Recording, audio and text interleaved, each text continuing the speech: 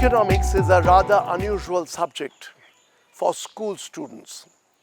They don't really at that stage need to understand the management of fiscal deficit or the management of money by the central bank and matters like that. But the logic used in economics can be very, very useful because it is an ability to look around what's happening in society, in financial transactions, and give it a minimal amount of understanding.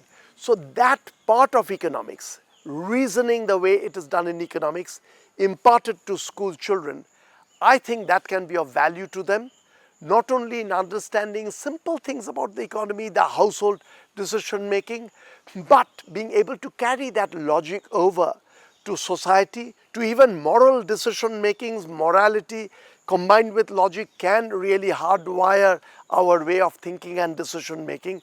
So for that reason, I feel the core method of economics can be very useful for school students.